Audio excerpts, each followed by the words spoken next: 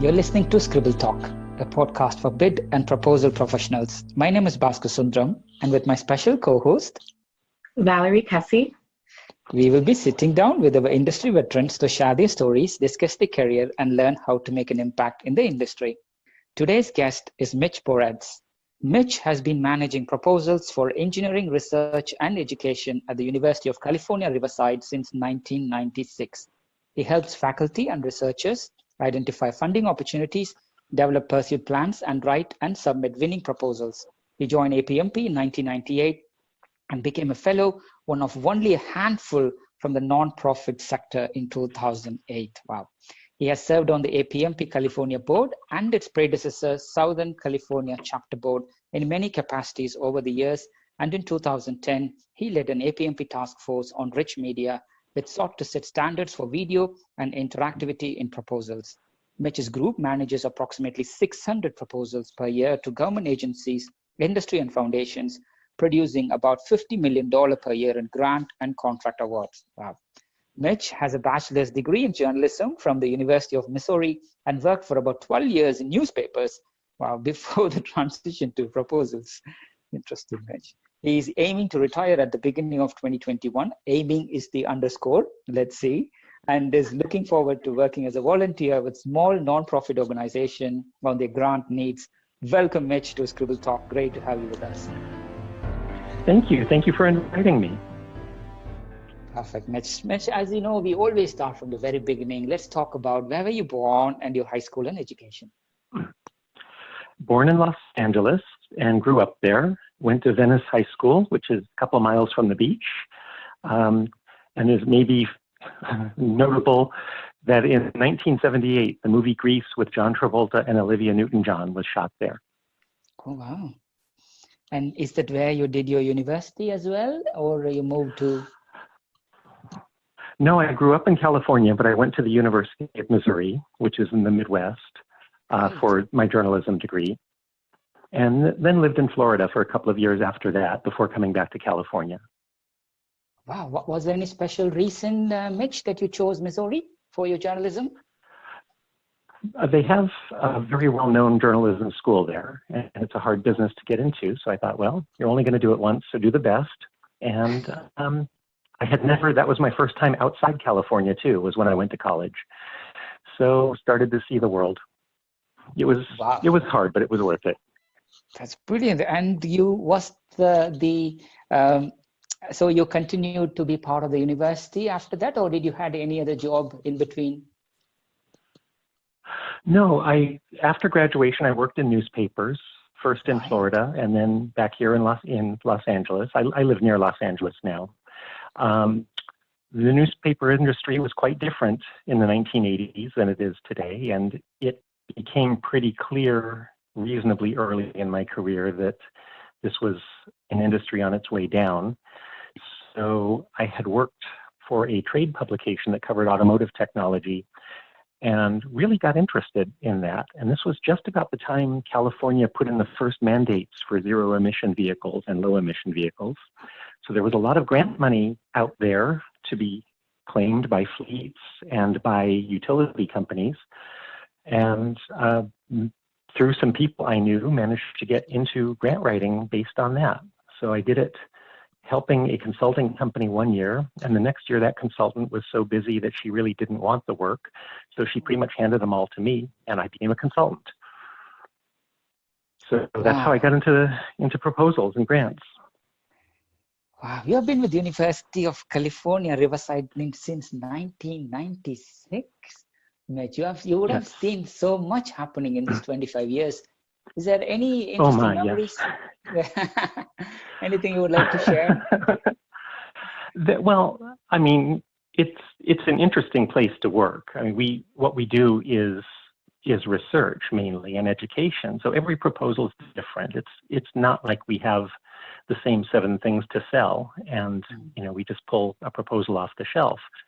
So yeah, these are people so smart and so creative, and I understand 10% of what I'm working on, but it is really exciting just to get to help them synthesize the vision and get a message out on why this should be funded and why it's worth an investment of money and time.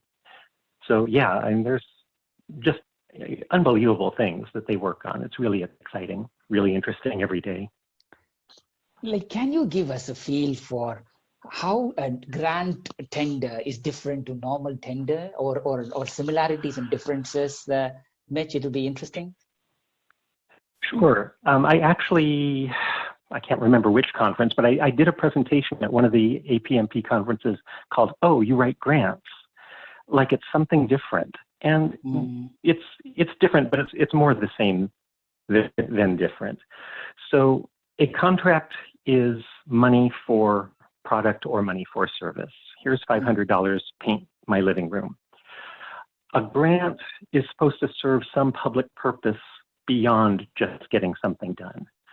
So grants are to create new technologies that are needed or solve problems that need solving. This is just in general.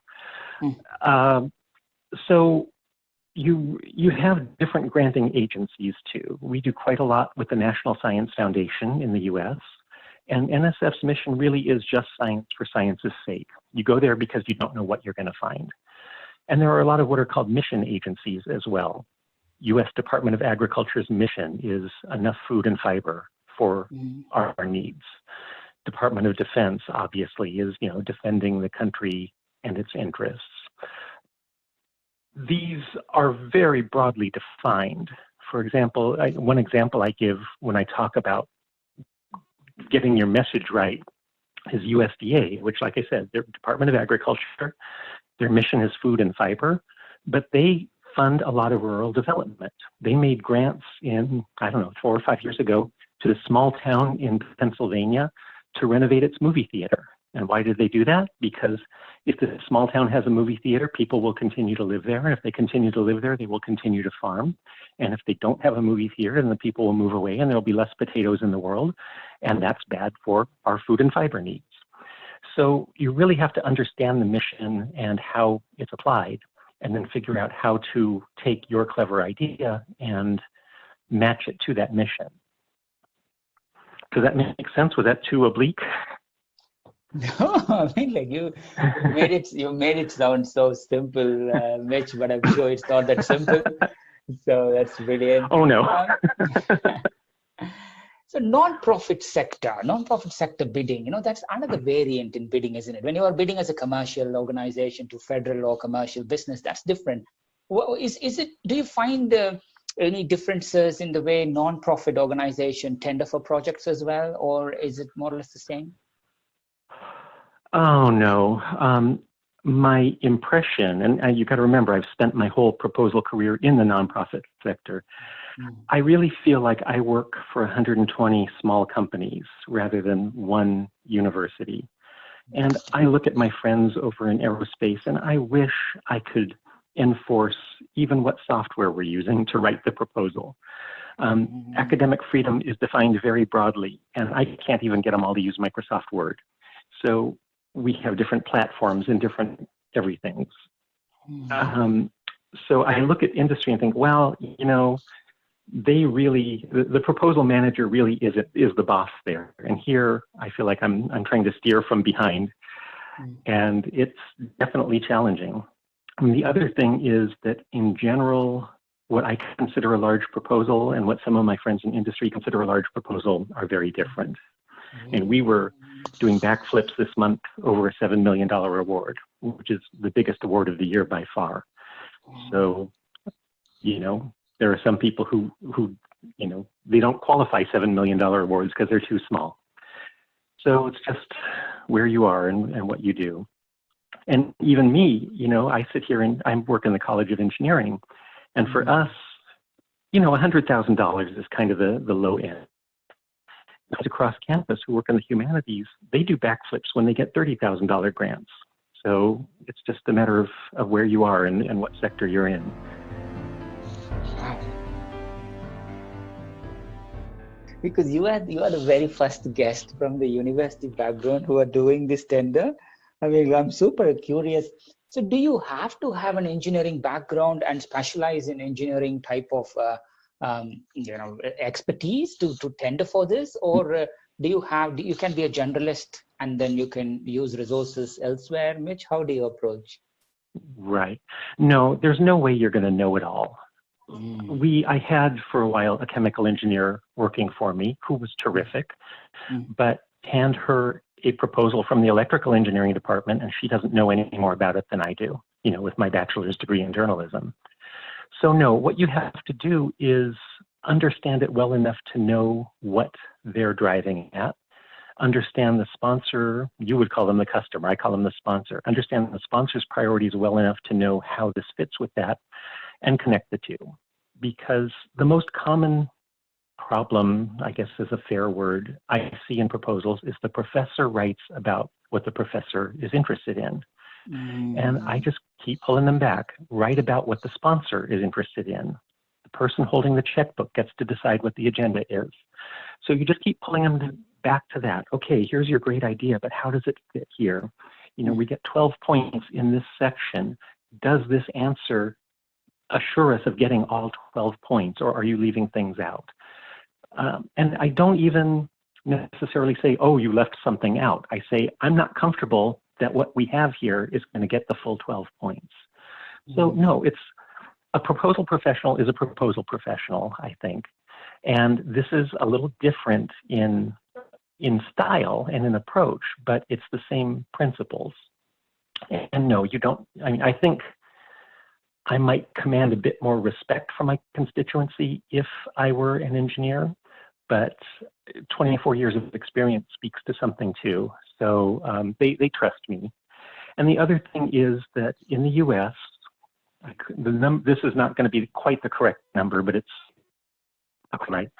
Something on the order of 75% of people with PhDs in engineering are not native English speakers. And they're just happy to have editing help. So yeah, I joke with them. I say, you can make an electron dance a jig, do a figure eight and turn blue, and you think I'm a genius because I can fix your punctuation. But, a well-punctuated, correctly spelled grammatical proposal is going to do better, so there's value added there too. Wow, that's super fascinating. In your years of career, in 25 plus years, do you have any memorable proposal efforts for random reasons, positive, negative? Oh yes, lots of them. Some triumphs, some scars. I was thinking about this last night, and there's one that I still think about. It was many, many years ago. There's a consortium of automotive and energy companies that they pool their research budgets into this one nonprofit, and therefore can fund industry-wide research in the automotive industry. And we had an opportunity, like I said, many years ago. It was to study air pollution, certain chemicals that don't necessarily come out of the tailpipe, but they're what are called precursors. What comes out of the tailpipe gets into the atmosphere, it reacts with what's already in the atmosphere, it reacts with sunlight, it reacts with the wind to form other chemicals that can be harmful. And these are difficult to measure, difficult to quantify, difficult to understand the chemical mechanisms that produce them. And until you understand them, you can't really write effective regulations to control these things. So anyway, that was the thrust of this. And we submitted a proposal, which was by far the most expensive. And they came back to us and said, we're fascinated, but we don't believe you can do it. Okay, well, we have 15 questions, and here they are. Okay, can we talk first thing tomorrow morning? Okay. So we get our group together and go through the questions, and we agree 8 o'clock tomorrow morning, we'll all be here. We'll get on the conference call, we'll do what we can do. Next morning, it's pouring rain. And in Southern California, no one knows how to drive in the rain. So the freeways were jammed, and it was just impossible to get there. I mean, I'm supposed to be running this thing. I pull into the office at like 7:58. And we get on the line, and we get the people together, and everyone, we go through the questions. And okay, answer all their questions. And did we sway them? Did we not? I don't know. Thank you very much. Hang up the phone. You know, you push that little button on the console to disconnect the conference call. My hand was still on the phone, and it rings, and it's them. And they say, okay, you convinced us. Let's go. So that was really exciting. And did I understand any of the chemistry? No. but we got the job done. It's fascinating, Mitch. Mitch, before we get and talk a little bit about APMP and stuff, Mitch, tell us 3 things not many people know about you. Ooh, okay. I am the father of identical twins. Oh, nice. I'm an avid bicyclist, and I love Mexican food. How about that? That's super random. So how old are your twins? You didn't say they had to be cohesive. It's super. It's really 3. So I'm not getting 12 points for that answer, am I? No, this is the best we have got in the really random one. I'm sure Valerie will be noting this down and she'll be talking, but maybe I'll ask you now. So how old are your twins? They're 26. Oh, okay. So more or less the same age as your experience, Mitch. So they might have gone around the time. Yeah.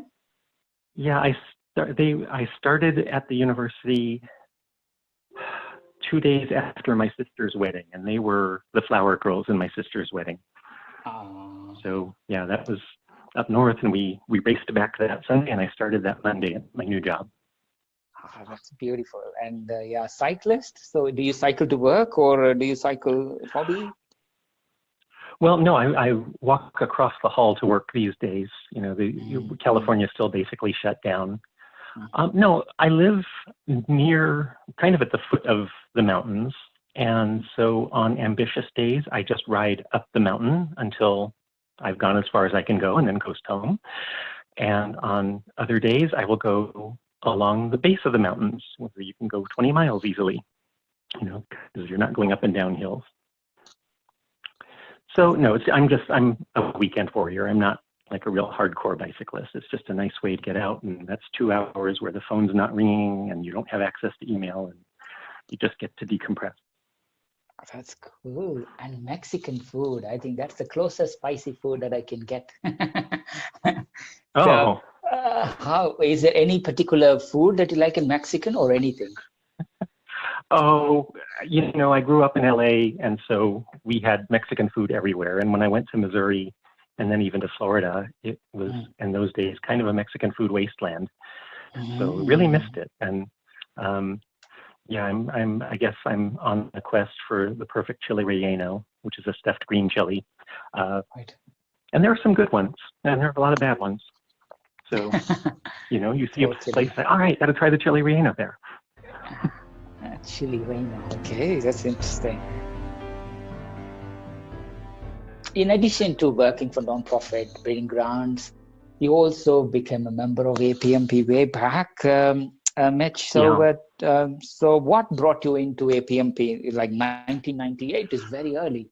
What brought you into APMP? And talk us through your California board and also Southern California board experiences and stuff. Sure. So I honestly don't remember how I heard about APMP, but I thought, well, if this is what I'm going to do for my career, do the heck out of it. And so I joined and went to my first conference. And I think that was one of your questions too, is, you know, about the first conference experience.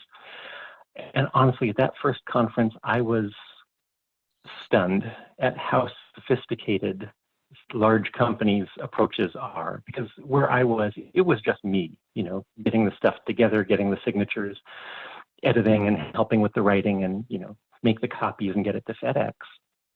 So just the level of sophistication astonished me. And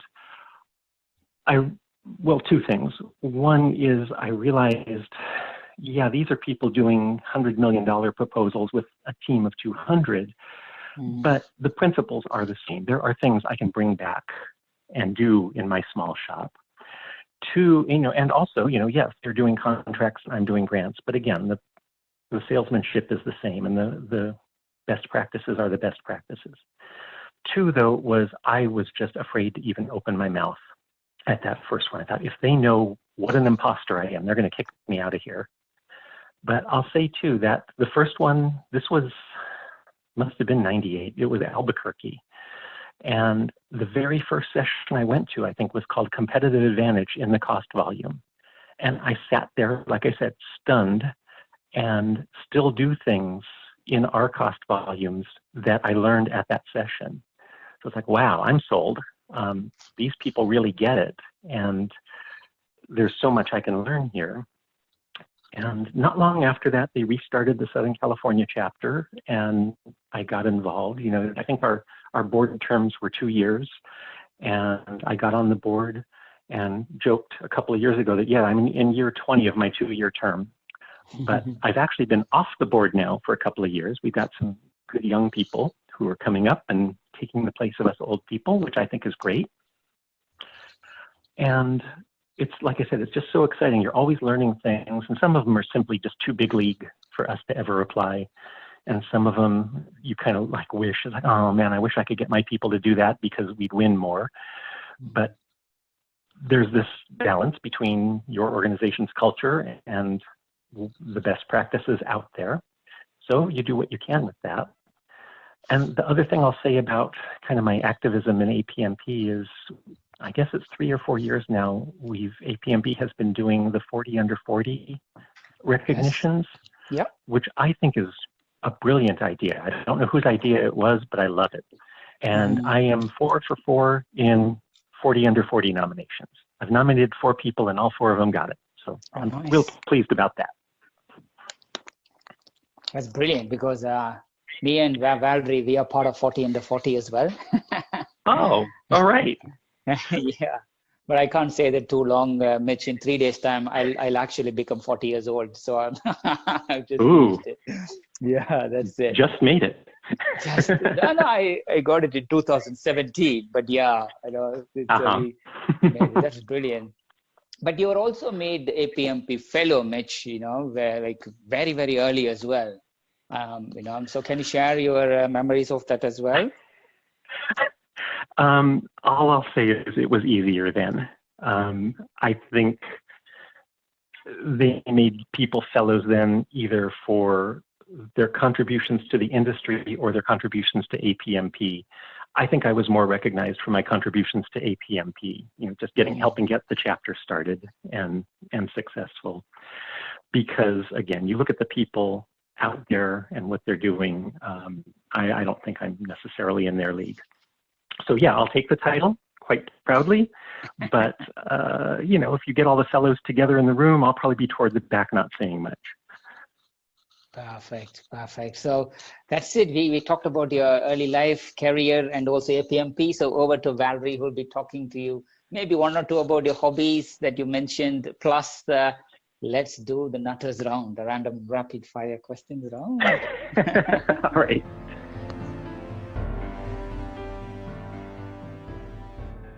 Hey, Mitch. When you mentioned about your twin daughters and your sister's wedding, I was just saying, "Aw, so hard," over here, but I was on mute. So, so I know you mentioned as one of your hobbies being bicycling. What about? And I heard through the grapevine that you also take up photography. So, can you tell us a little bit about that? Yeah, there's more. This is not a short story. I'll try to keep it short. I got interested in photography in high school and bought what was then a really good camera, used, and enjoyed the heck out of it and kept it for many years. And then film went away and digital came in, and digital cameras were expensive, and I had 2 young children at the time, and working for a university, you don't get rich. So the quality of cameras went down as my life progressed.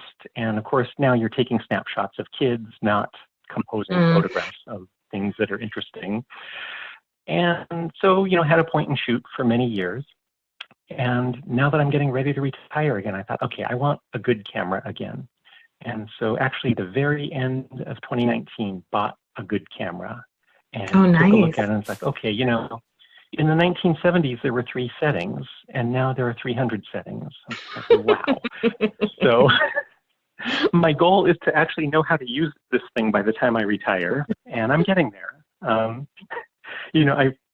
took, I set a baseball on a table and took 70 pictures of it different ways. It's like, okay, this one's a little lighter, this one's a little yellower, this one's a little greener, this one's a little bluer, this one's a little darker, this one's a little lighter, this one's got a highlight, this one doesn't. So yeah, there's a lot to to control for now.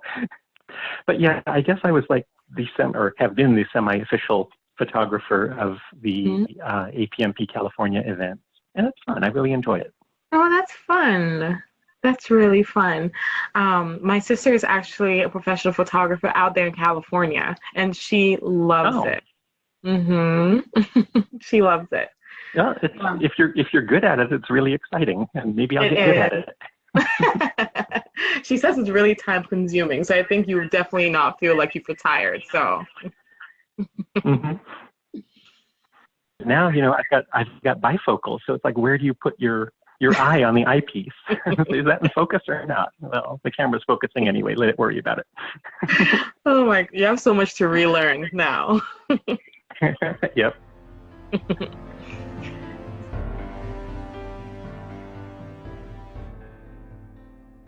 So let's assume that we're done with the interview. You step outside your office or your home and you find a lottery ticket that's worth $100 million. What would be the first 2 things that you do? The first 2 things? Probably put it somewhere safe. If I just found it, it must have belonged to someone, right? So I would do the honorable thing and, say, someone just lost a lottery ticket. I just found it. If it's reported missing, let's go. But let's assume, okay, so then the 30 days pass and no one claims it and it's mine. Yay. 100 million is an awful lot of money. And I don't need $100 million to live comfortably. So I'd make sure we can live comfortably, and there are so many, many, many, many good causes. I mean, living in the nonprofit sector, I really get that. So you could do a lot of good with $100 million, and my wife and I would figure that out. We did many years ago inherit some money, not 100 million by any means, but inherited some money, and we agreed she would get 5,000, I would get 5,000, and we as a family would get 5,000 to donate where we want. And so she donated to, what did she donate to? A library and I think a literacy program. And I donated mine to the university, to a couple of programs there I felt good about. And then as a family, we made a donation to a religious institution that we belong to. So that was 15,000, not 100 million, but maybe that's an indication. What a good answer. I was not expecting that. I mean, not because of you, but then I don't know what I would have said. This is a good answer. Thank you for that. The worldwide quest for the world's best chili relleno might be in there. I don't know. I know. Retirement fund to go find that out. That's exciting. Thank you so much for that answer. That's a warm answer to that question. If you were to be on a reality TV show, which one would you be on and why? Ugh, never, ever would I be on a reality TV show. I think we owe reality TV owes us an apology for a certain political figure now. No, I don't know. I don't watch reality TV or do that. My wife was, there's a quiz show in the US called Jeopardy, and my wife was on that and won once.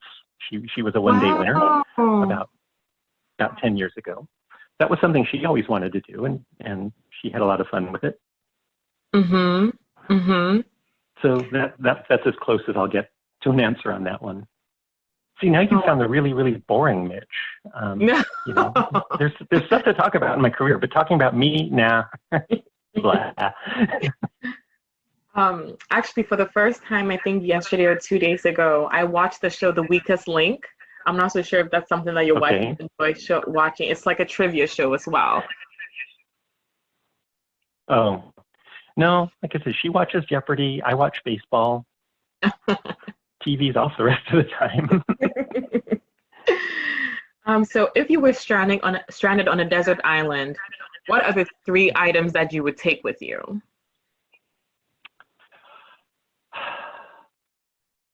Okay, so we're assuming like the basics are covered. Okay, like there's ample supply of chili relleno, so I don't have to worry about that. All right, so does like a book count as one item, or does like a shelf of books count as one item? Because you got to have books. Probably going to want some music and enough tools to manufacture the island. But there are some books I could read over and over again for the rest of my life. Okay, so here, like you want to go back to, here's a 4th thing people don't know about me, is that I have read both volumes of Don Quixote in Spanish. Oh. And it was a great, great experience. Wow. So I'd bring one of the English versions of Don Quixote. That's pretty unique. That was a great class in college. Oh, okay. So yeah, you need a guide. So what would you say if you had a choice to pick, if you had to do, your career all over again, and you had to choose a completely new profession, what profession do you think you would pick? That's a really good question. I mean, when I got into newspapers, there were newspapers. I really thought that would be my career. And it's frankly amazing how quickly that turned upside down. So I'm deflecting here, but you really can't even say what it would be, because whatever it is, it's not going to be there, or it's not going to be the same in 10 years and 20 years. So I have occasionally asked myself, would I go back and do the newspaper thing again? And the answer is probably yes. But that's because I've always been a writer and editor, and I think if I had known about things like proposal writing from the start, I might have done that from the start, because it feeds those urges. You do write, you do edit, you do plan, you do deal with deadlines, and you do compete. And I'm a competitive person. So all of that's good. And, it satisfies those things you want from a career, but it's just so hard to say. I tell my kids, who are both have graduated from college in the last few years, it's like, find something that makes you get up every morning and say, yeah, let's go do it. And whatever that is, if that's what you're doing, you're better off than 90% of the people out there. If you can make a living doing something that makes you want to get up every morning and go, you're in great shape. So I've been really fortunate. I mean, newspapers did that for me for a while. By the time you realize newspapers are on their way down, you start figuring out something else, and it gets a little dreary. But the proposal thing has been great. It's all of the things I wanted in a career. So it's really exciting. And I've been really fortunate. Great. So moving on to gratitude, my first question is, who are the people who have been the most influential in your life and career? Okay, so there was one particular professor in college who I think really, he was more than a professor, he was a mentor. And I still loosely keep in touch with him. So he kind of got me on the right path. And when people called saying, hey, do you know someone for this job I've got, he recommended me once or twice, which was very helpful early on. So that would be number one. Number two would be my first boss in newspapers in Florida, who was just a great guy. And again, he wasn't just my boss, he was a mentor and really understood where I was in my career and what I needed to be successful in that job and what I needed to make this a successful start to a career. And third is, I had an uncle who was in business for himself as a consultant, not in proposals, but just as a consultant, who really explained how to go into business for yourself. When I got out of newspapers and before I got to the university, I was doing consulting for a couple of years. And, just to make this transition with kids and everything else, like, I can't go back to college and get a degree. I got to make a living next month. And so I was, still working in newspapers and doing the consulting thing part-time, and gradually the newspapers went away and the consulting came up. And he really just showed me how that's done, how you do it as a business, and how you get customers and how you get those customers to pay you and all of that. So he was, again, this was not something he had to do, but just a real generous spirit. Wow, that's amazing. And I think this even feeds into my next question then. So who would you say is the kindest person you know? Yeah, hard question. There are a lot of really kind people, and I don't rank them.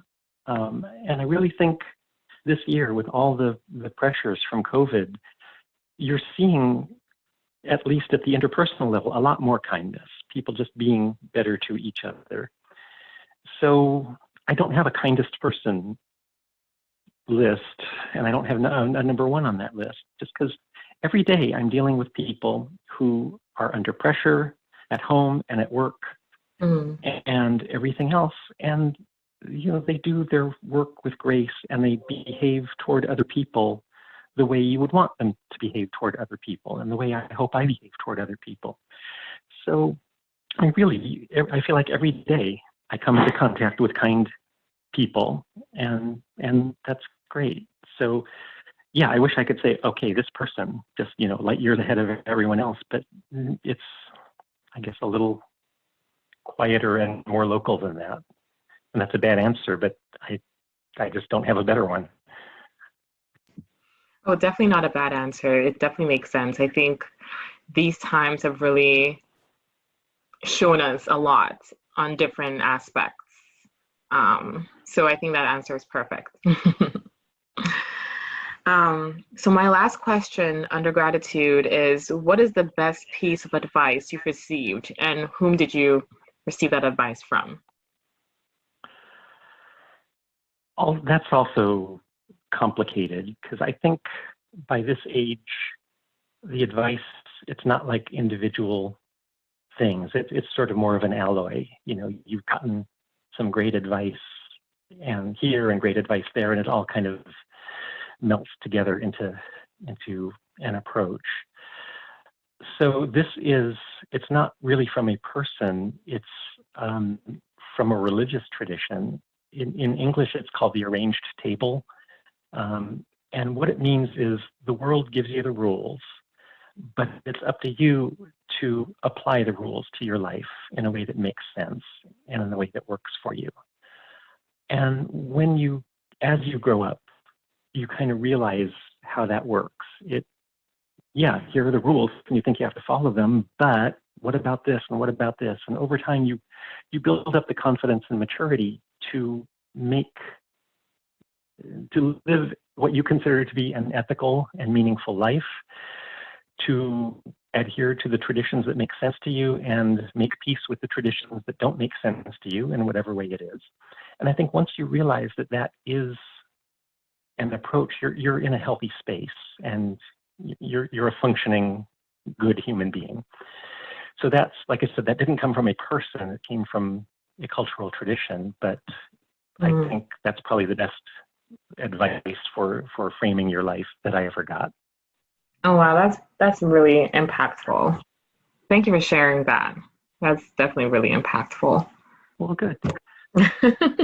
I learn some things every day from these interviews. So what's one thing you wish you had known when you began your career? How fast everything changes. Like I said, yes. And when I was just, when I graduated from college, there were newspapers and there was radio and there were 4 TV stations.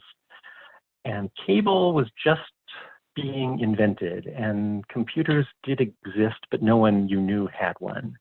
And look at us, you really think you know where you're going, and kaboom, suddenly, you know, that thing with yesterday's news printed on paper has been supplanted by something that's free and immediate with moving color pictures. And like, wow, I can't compete with that. And sure enough, the market tells you, no, you can't, because your whole industry is gone now. So yeah, what you need, what I tell people, and I work in a university and come into contact with students, is college teaches you how to read, read the road signs, but you don't know what the road signs say till you get to them. So that's I think the major thing is if you treat colleges as a trade school and say, I'm going there to learn to do this stuff and be a writer or be an accountant or be an engineer, you'll probably be disappointed, because what you really are going there to do is learn how things work and prepare yourself to anticipate and respond as the world does what it does. So that's I think the thing young Mitch didn't know that old Mitch has more or less mastered. Oh dear, and I'm sure you're always telling your children about this then. And they already know. But like I said, they're smart. I'm really proud of my kids, and they're doing well, and they will continue to do well, I'm sure. So, you know, all you can do is, they're at the very beginnings of their careers, and once you're on that first rung, that's when you start figuring out what's ahead.